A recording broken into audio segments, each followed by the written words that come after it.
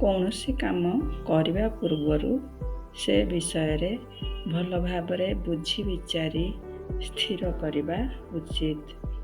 ତାହେଲେ ପରେ ଆଉ ସେଥିପାଇଁ ପଶ୍ଚାତାପ କରିବାକୁ ପଡ଼ିବ ନାହିଁ। କ୍ରୋଧର ବଶବର୍ତ୍ତୀ ହୋଇ କୌଣସି ନିର୍ଣ୍ଣୟ ନେବା ଓ ତାକୁ ହଠାତ୍ କାର୍ଯ୍ୟରେ ପରିଣତ କରିବା ଅନୁଚିତ।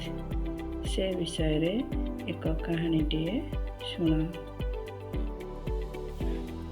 ଗୋଟିଏ ଗଛରେ କପୋତ କପୋତୀ ତାଙ୍କ ଛୁଆ କହ୍ନୁ ସହିତ ରହୁଥିଲେ।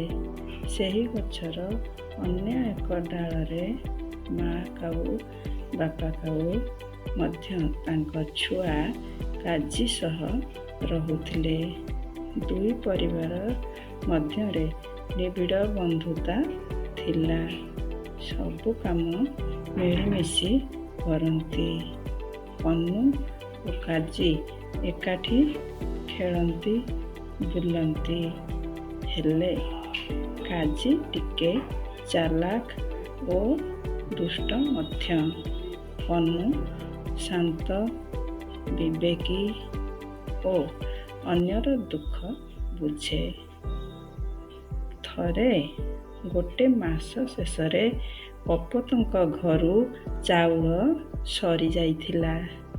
ତେଣୁ କପୋତୀ ତା ପୁଅ କହ୍ନୁକୁ 1 କିଲୋ ଧାନ ଦେଇ ଧାନ କଳକୁ ପଠାଇଲା।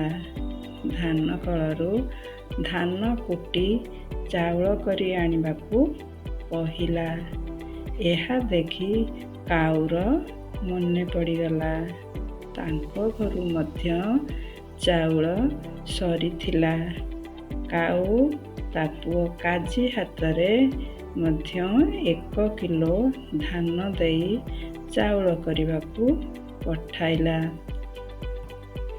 କହ୍ନୁ ଓ କାଜି ମୁଣିରେ 1 କିଲୋ ଲେଖାଏଁ ଧାନ ନେଇ କୁଟିବାକୁ ଗଲେ। କଳରେ କୁଟିବା ବେଳେ ଚାଉଳ ଓ କୁଣ୍ଡା ଅଲଗା ଅଲଗା ବାହାରେ।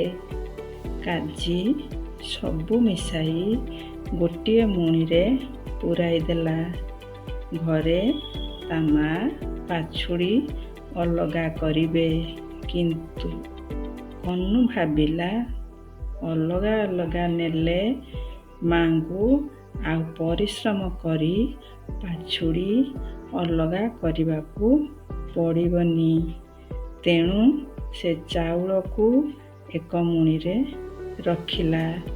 ଅନ୍ୟ ଏକ ମୁଣି ମାଗି ଆଣି କୁଣ୍ଡା ରଖିଲା।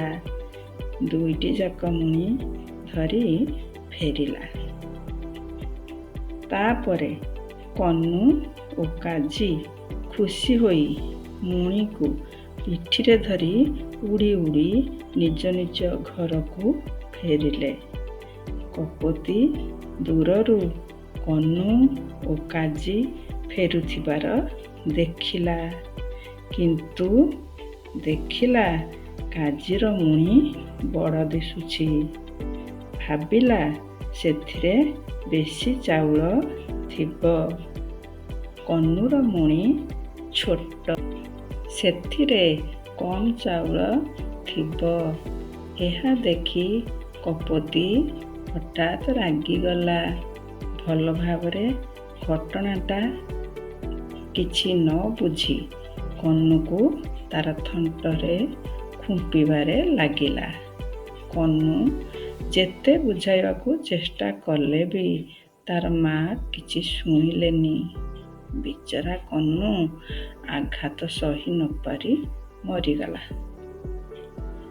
ଏହି ସମୟରେ କପୋତୀ ଶୁଣିଲା ଯେ କାଜିର ମା କାଉ କହ୍ନୁକୁ ପ୍ରଶଂସା କରୁଥିବାର ଶୁଣିଲା।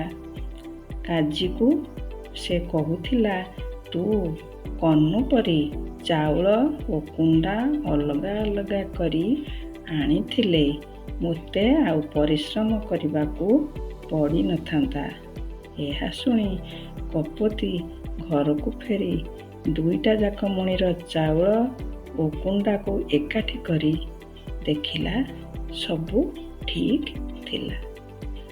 ବରଂ କହ୍ନୁ ମାର ପରିଶ୍ରମ ଲାଘବ କରିବାକୁ ଅଲଗା କରି ଆଣିଥିଲା।